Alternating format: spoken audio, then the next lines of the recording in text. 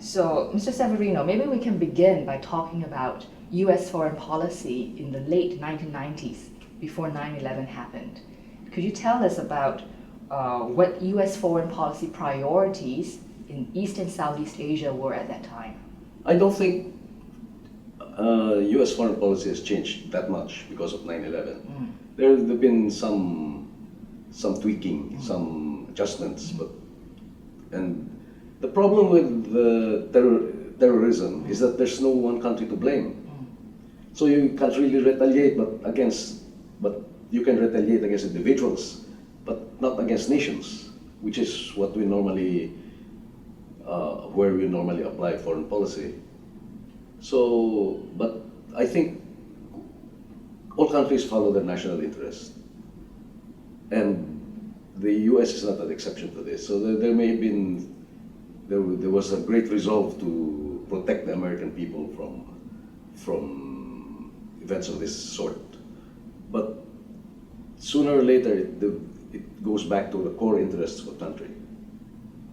And the core interests of the country in this sense are both economic and political.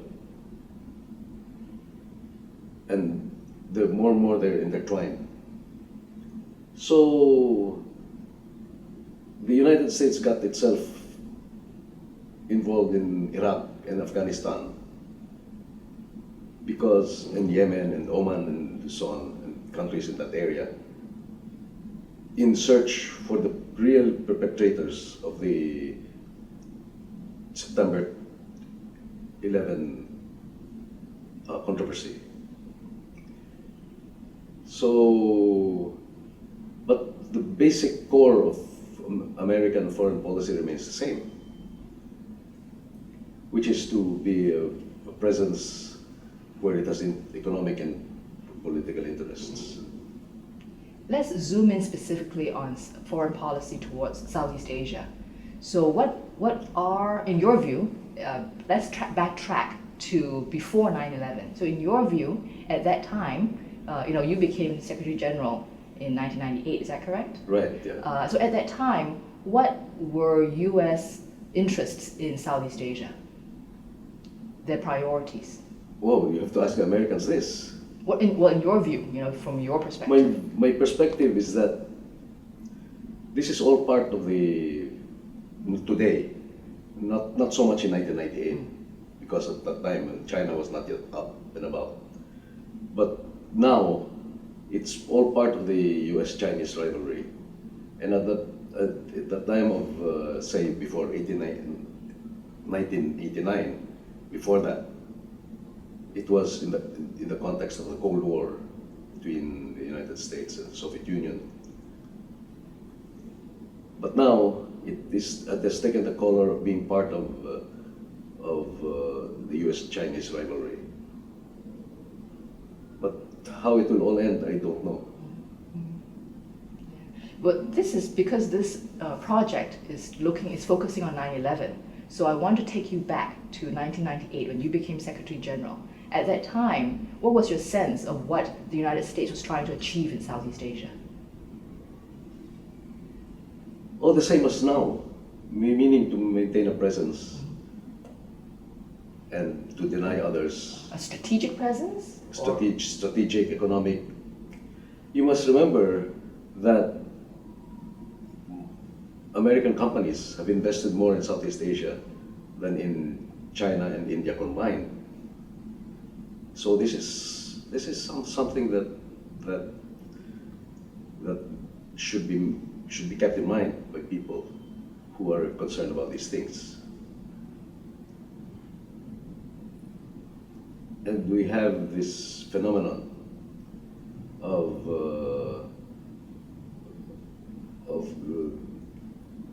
countries being singled out for special treatment on account of domestic political forces. For example, this until recently, this negative outlook towards Myanmar, for example, has driven American policy in this part of the world.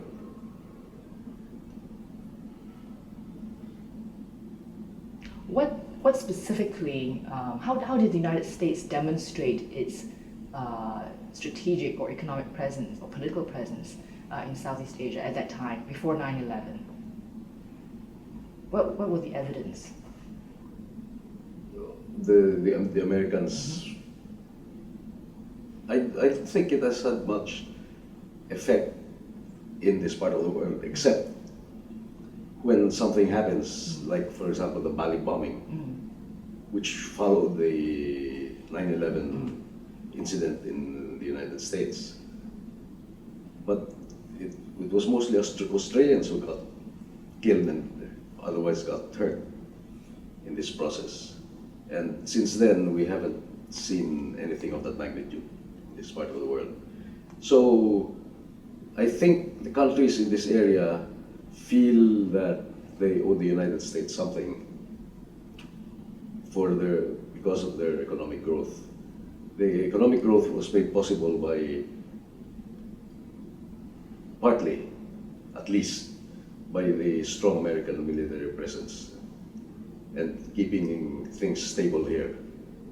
That is why when the Secretary of State, he or she has to come to this area every year, and sometimes when somebody doesn't show up, some people say that it's a reflection of the lack of importance that is given to Southeast Asia. I'd rather look at it from the other point of view, that it's because this area is peaceful and stable and there's nothing to worry about too much here in terms of American interests. Then the absence of the American Secretary of State in these forums, annual forums at least, should something that is to be welcomed by people here. Meaning to say that because it means that there's nothing serious enough going on here as to warrant the American physical presence in this area. So you don't agree with some critics who say that U.S. foreign policy towards Southeast Asia is benign neglect? Well, I don't know whether these huge investments are a symptom of benign neglect or the high value of the trade.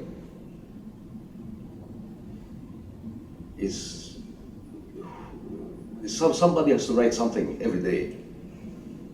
So unfortunately, these things are noted in newspaper op-ed pages and so on, which I don't read anyway, so it's okay. So let's zoom in on 9/11 itself. When 9/11 happened, what were your first thoughts on its impact on the United States? I remember I was in Hanoi with the ASEAN economic ministers. We were having dinner, and I was seated beside the Thai economic minister, and I think it was Supachai at that time, or maybe his successor, I'm not sure. And you know that Thai trade office is in the World Trade Center. And so he had a phone call. Either he called or they called him. And he said that there was something terrible that happened in the United States. And then, as I said at the beginning, there is really, in this day and age, there is nothing to retaliate against, because no country has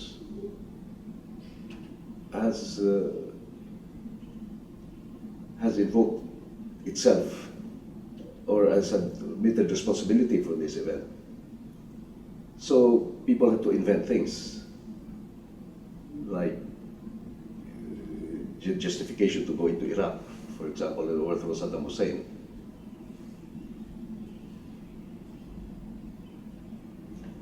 Would you say that was unexpected when the United States, after 9/11, decided to first of all, declare war on terror very generally, and then to declare war in Afghanistan and then in Iraq. What was the reaction? Were you surprised? But this is to declare war on terror.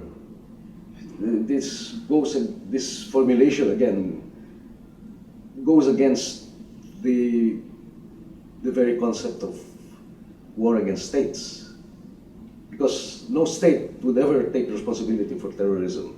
In fact, terrorism is against the current state of affairs. So it's a new kind of warfare that now it's against.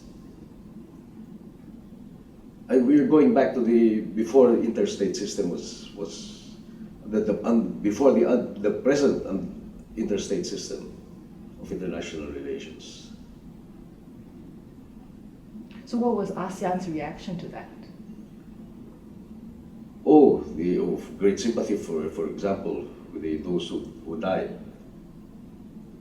And what could ASEAN do except to condemn it? And there was general condemnation all over the place. But what about ASEAN's reaction to the war on terror, this particular formulation, as you say, or to the wars in Iraq and Afghanistan? I think the United States was already doing something in Afghanistan at the time. Now this led directly to the death of Saddam Hussein, who was trying to hold the country together. Remember, Saddam Hussein was characterized as belonging to the Sunni faction of Muslims, and Iraq had a sizable presence of Shiites. So the elimination of Saddam Hussein drove Iraq and Iran closer together, because Iran is mostly Shiite. So I don't think it had this shift. We welcome the attention of the United States, of course, and if the war on terror, but that was George Bush, and President Obama was elected for the first time in 2006, right? 2008. 2008. That's right. He was elected for the first time. That's right. 2008.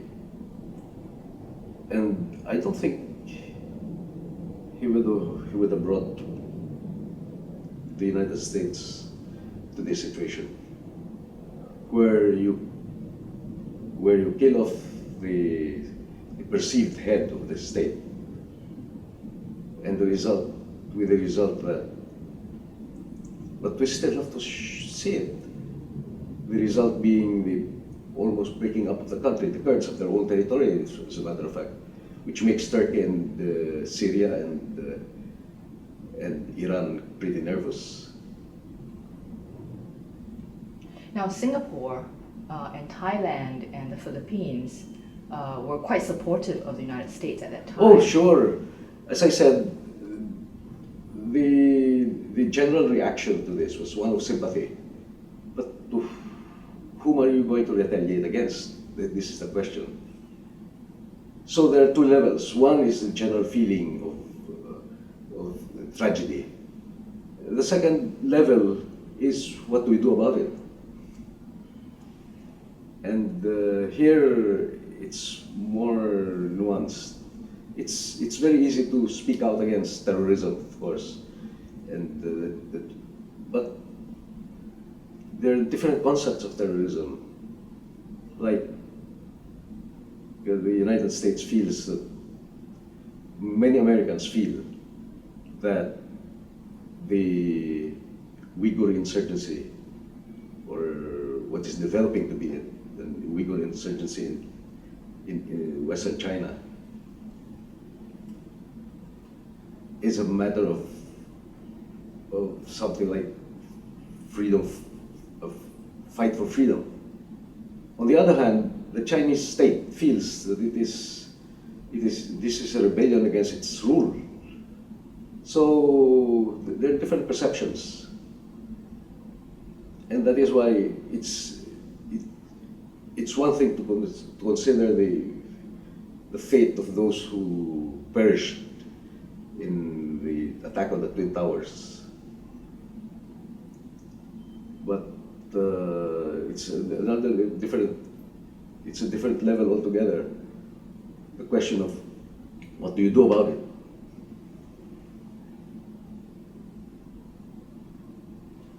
Did ASEAN at that time, whether when 9/11 happened or afterwards, when the United States invaded Afghanistan and Iraq, did ASEAN at that time put out a joint statement or adopted some sort of joint policy? I know that the EU and the ASEAN economic ministers did issue a joint statement condemning the atrocity. So this is not to say that it's not important, but it's only a difference in outlook. And of course, subsequent years afterwards, for several years afterwards, the Southeast Asians would issue statement after statement condemning, making it clear their opposition to violent extremism as a source of foreign policy.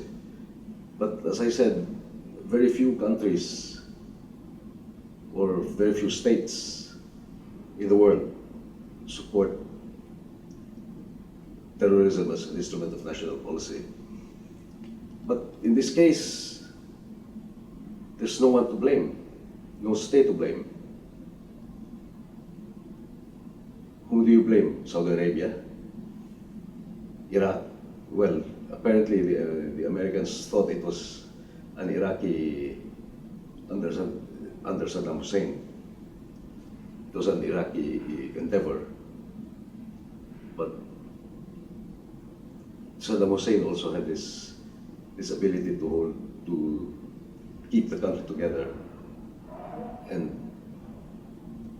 I don't know, that is the foreign policy of the United States, which is another country, which is on the other side of the globe. Did you get a sense that because some countries like Singapore, Thailand, and the Philippines were very supportive and they were part of the coalition that were willing of the United States, compared to, say, Indonesia or Malaysia, which were much more critical, was it very difficult for ASEAN to respond collectively? No, certainly there was no difficulty in together condemning terrorism. But afterwards? Afterwards. Mm-hmm. And even today, up to today, the ASEAN countries continue to blame international terrorism for these atrocities. And it somehow colors the perception that terrorism can strike at them at any time, as the Indonesians found out. The vehemence with which the opposition to international terrorism is pursued may vary from country to country, but in general, I would say that the ASEAN countries are unanimous in condemning international terrorism. Did you get a sense when you were ASEAN Secretary General that even though the ASEAN governments would speak out strongly against terrorism, that there was a lot of, that the people of ASEAN were generally very critical and against the US president and the war on terror? No, I don't think the United States, the fight against terror is a new dimension. Before that there was no such thing as international terrorism, or as, in effect, copycat terrorism. But No, you can see in every airport you have to be frisked at most. So there have been effects on that, but as a matter of principle, the core interests remain the same. So you would not say that there has been any change in U.S. foreign policy No. towards Southeast Asia No, after 9/11? no.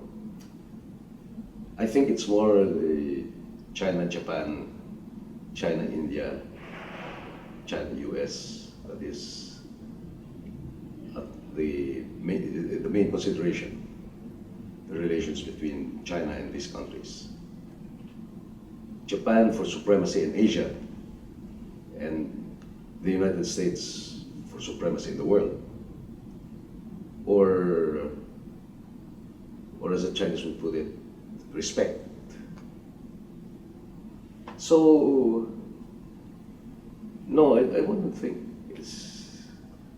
terrorism is another, maybe it will be with us for as long as the state remains with us. But to change, remember that the state system dates back only to the 1700s, to 1600s.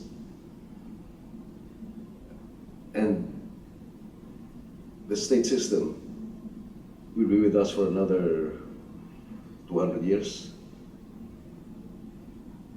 And it doesn't really, in my case, for example, when you have to look at certain realities, certain nuances, certain implications of, and today the state system remains in place, principally because the people who hold power in the states are the ones who decide policy anyway.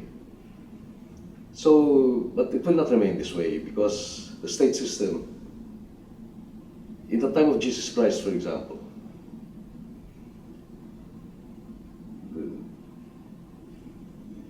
the whole known world was governed by Rome.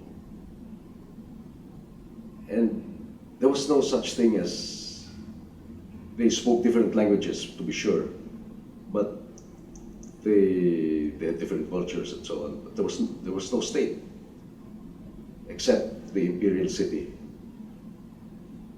So we may be reverting to that with some changes. But if you look at it from this point of view, then the state system is a glitch of history.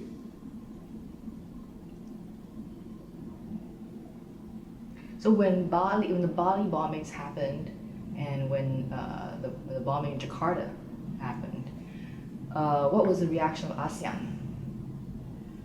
Oh, the ASEAN, of course, was against all kinds of violence and terror. And I think after the Bali bombing, ASEAN issued a statement condemning this atrocity. But beyond that, it cannot wage anything. Because whom are you going to retaliate against? There's no country, no armed forces.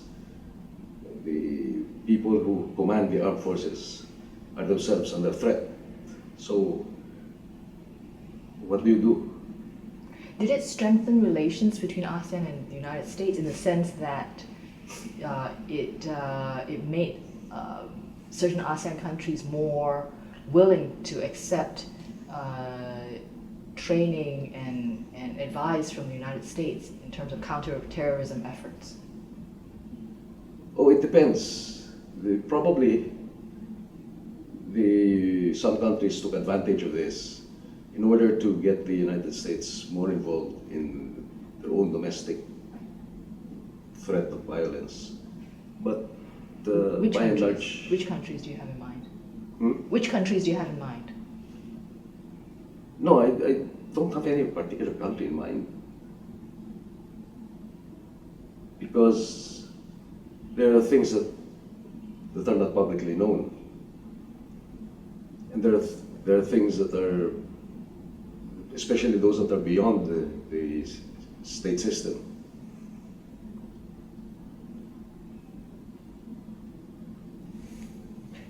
So I think the difference in this case is that there's no state to blame. And this may be a precursor of things to come, I don't know. But that's for my daughter and grandchildren to worry about.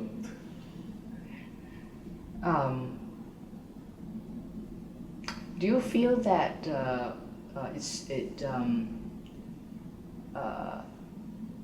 the United States?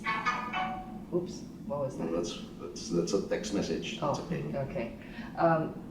Do you have a sense, from your perspective as ASEAN Secretary General, do you get a sense that the United States was really struggling with this notion of terrorism within itself, among its own policymakers, among its own diplomats? Do you have a sense that they were really struggling as to how to counter terrorism? I think the core interests remain the same. The United States has to have a presence, both economic and political, everywhere in this particularly in this part of the world. But it's not because of 9/11, but because of the nature of the country and the nature of the world. George W. Bush had declared Southeast Asia the second front in the war against terror. Oh, that's rhetoric. It's good to hear. But the actions are more credible, aren't they? And here I think American foreign policy has a certain continuity in it, based on the United States national interest. Of course, there are changes in nuance from administration to administration, but by and large, they have retained a surprising amount of continuity. Some people have said that because of President Bush's focus on terror, on the war on terror, that under his presidency, issues of human rights, issues of democracy, promotion of democracy were neglected in Southeast Asia. Do you agree? No, because democracy means a lot of things that are different among the 10 ASEAN. Remember, there are 10 ASEAN states, and there's only one United States. And when people talk about democracy US style, people think generally of elections. But it all depends on whether the holding of elections is the ultimate test of democracy. I don't know. We will have to let history speak. And I think it's too early. What about issues of human rights? For instance, you mentioned the Uyghurs in China. So there are some people who say that because after 9/11, the United States actually went softer on China because it was more willing to regardless of view whether 9/11 happened or not. The United States has to be, in a certain sense, soft on China, because what is the alternative? You would have a China that would be stronger, that would have support from Southeast Asian countries, from other East Asian countries, and so on.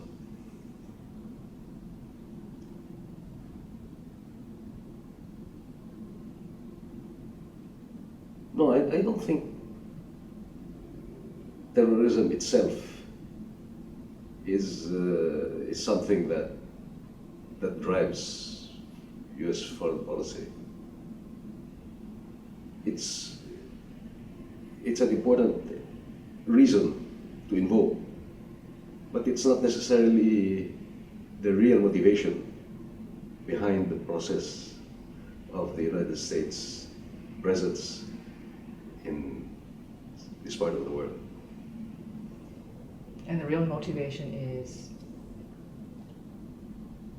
Investments, trade, raw materials, energy, climate, and human rights. Human rights meaning the rights of individuals. But if you look at the actions that the United States government takes, you will find that all of these are in the mix. And the policymakers in Washington have to decide what to give importance to. And it depends on the time that it takes to apply foreign policy. It depends on the country where it's going. It depends on the politics in the United States also. So looking at the Bush presidency from 2000 to 2008, do you have a sense of how the priorities changed? No, I don't think the priorities have changed. They all remain the same. Protection of American investments, the protection of the American surplus in trade, the safety of American service people. All of these have not changed. Sure, there are invocations of. There's another point to where you indicate that as proof of your emphasis of the moment, but the main drivers remain the same.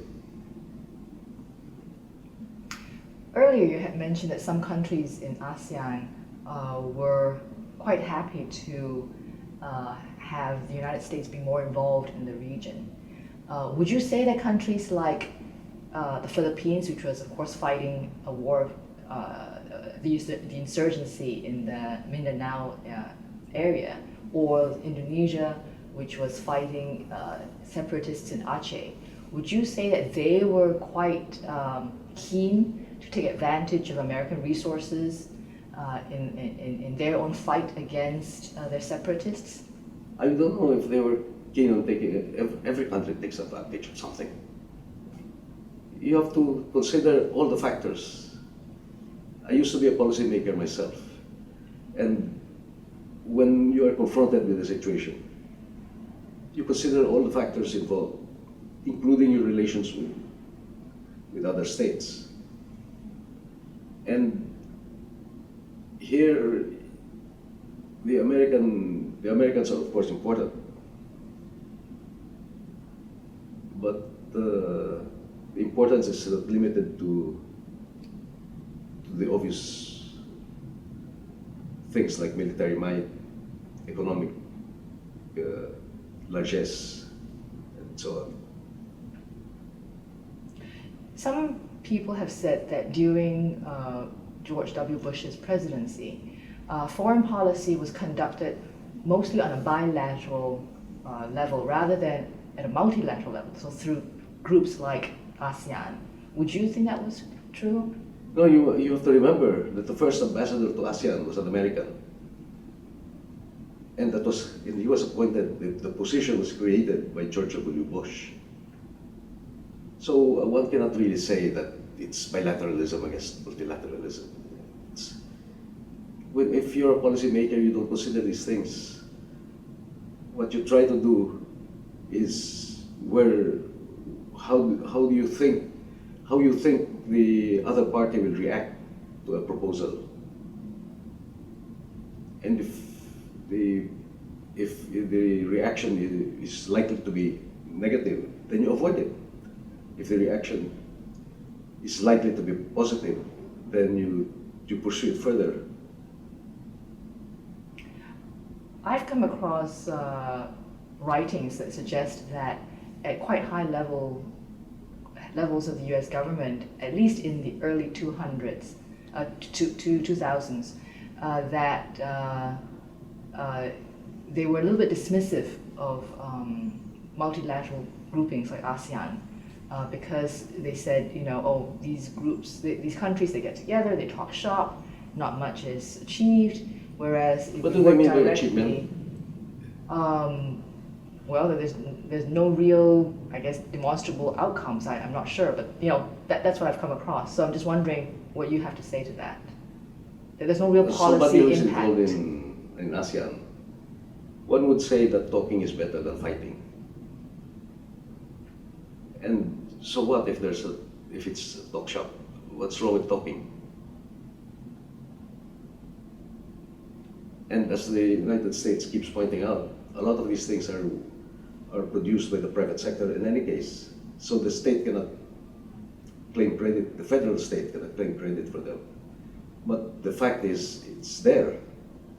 And if the United States were to declare sanctions on you, then your exports tend to get hurt.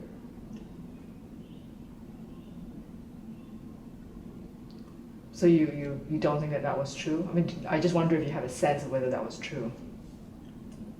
Of bilateralism against multilateralism. Right, that higher levels of government, U.S. officials tended to be more dismissive of multilateral groups. Maybe, but it might be too early to tell. We have to maintain a certain distance. I think 10 years that you mentioned is just about right. Let's 10 years from today, we look back at the Bush presidency and say how it has changed the outlook of the United States as well. But mainly, it is the relationship of the state with its people that count. For example, if the media have asked me, what do you think of the Indonesian elections? Well, you have to see first what the new president is going to do, rather than what it said in the campaign. Because saying something in the campaign is nothing. It's no indication of anything, except for the general outlook, which is important. But we're never able to assess its impact until years from now. That's what journalists do not have time, because they have to write them every day, and I sympathize with them. But one has to learn how to read newspapers or listen to CNN. So stepping back now and looking at the big picture, in a few sentences perhaps, how would you characterize and assess, for historians of the future, how would you characterize and assess the Bush foreign policy under George W. Bush in Southeast Asia? I don't think it's changed much from before, and it's changed much from afterwards.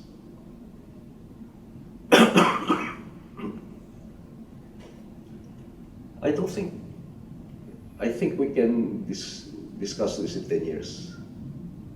But to look at it today compared to what went before and what came afterwards, I think we run the risk of too much short-term thinking.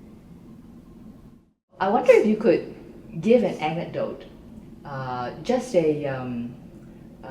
something that a telling episode, of your personal experience, maybe your interaction with a particular U.S. official, that perhaps will capture, in a nutshell, your sense of U.S. foreign policy or U.S. attitude towards Southeast Asia. I think U.S. foreign policy can be judged only in comparison to what else is there. The United States is unique in the sense that it's a federal government. So very little is being done in terms of the United States as a whole, except things like anti-terrorism and that kind of thing. And here, a lot of things depend on what the United States does as a country or not. And there's very little scope for this. Unlike in China, for example, where policy is made in Beijing, and that's it. But in the United States, you have to consider the media, the universities, the business sector, the states especially, Congress. And it's very difficult to be assigned in Washington, actually, because you have to consider all of this. And if you consider all of it, you might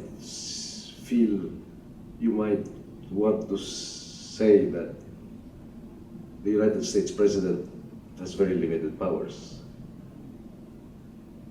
But in fact, the United States president can influence a lot of thinking in the United States.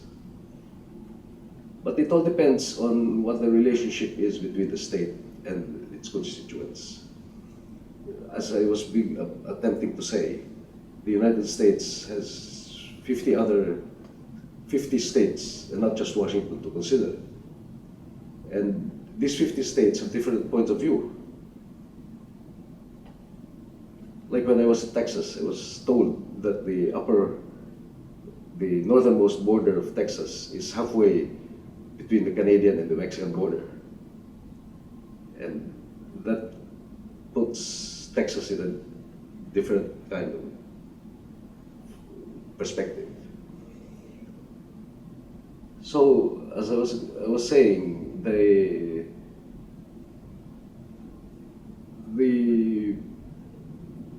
relationship between the state and its constituents is mostly controls what it does externally. For example, we were talking about, just the other day, last week, we were talking about regional economic integration. And in the case of ASEAN, for example, there's no such thing as a centralized regional body to enforce decisions. The ASEAN countries agree on something because they think that it's good for them in the long run. But they also have to look at the next election. And more people are being influenced by this. Like the Indonesian elections, for example, this month, would have been unthinkable under Suharto. So things change, and this business of multilateralism against bilateralism, that's a fiction, because countries have their own interests to keep in mind.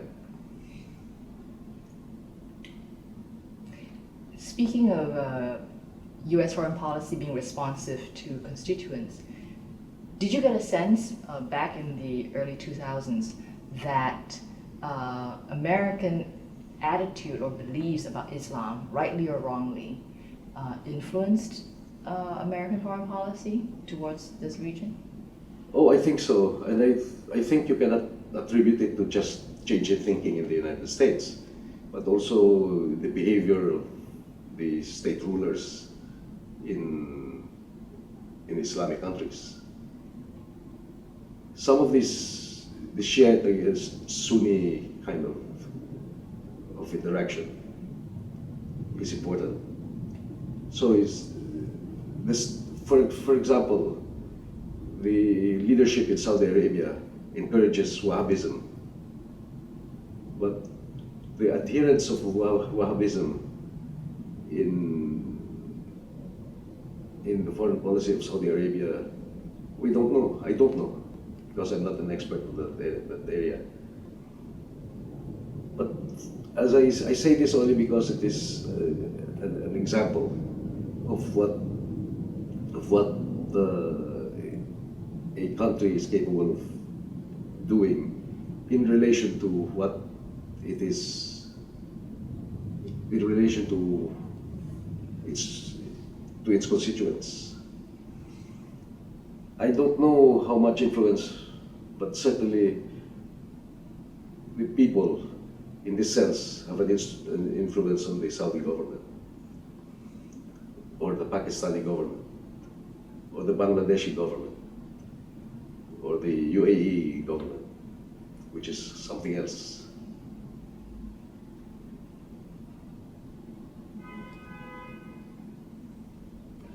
What would you say is the Bush presidency's legacy in terms of foreign policy that it left to the Obama presidency?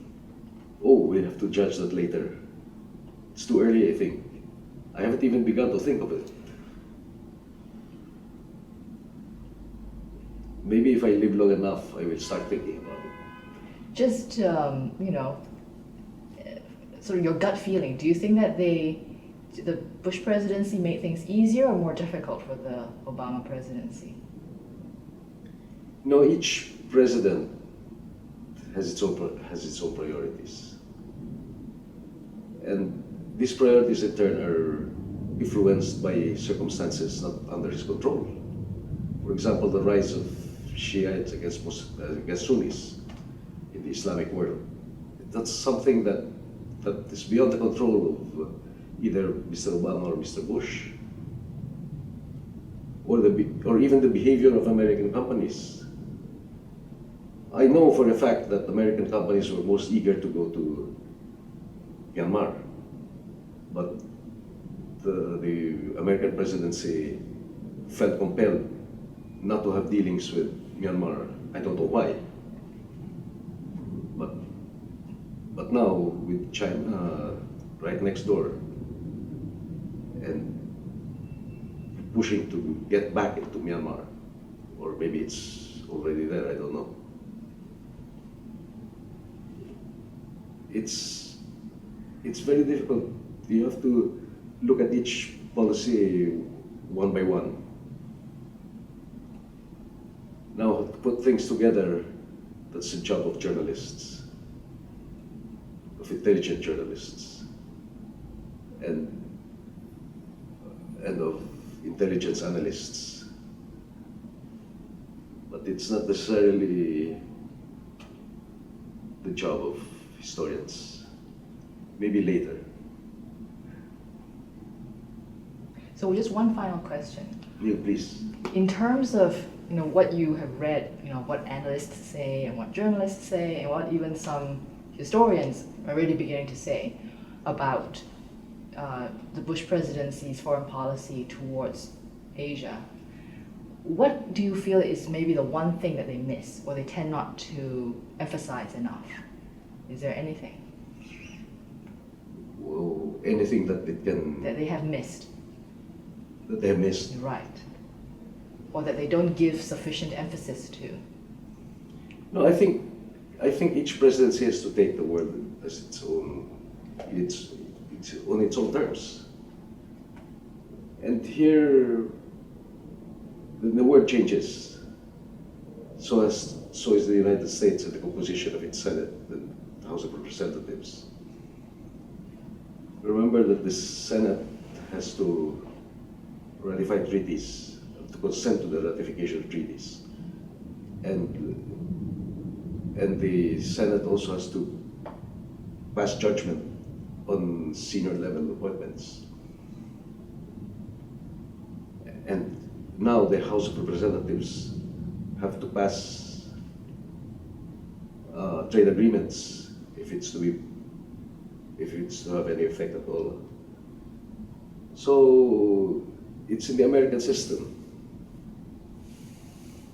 And I don't think it has much to do with Mr. Obama or Mr. Bush. I think the relationship between the president and the members of the Congress. And the members of the Congress, in turn, are influenced by think tanks, by the media, by all kinds of things. Okay. Well, thank you.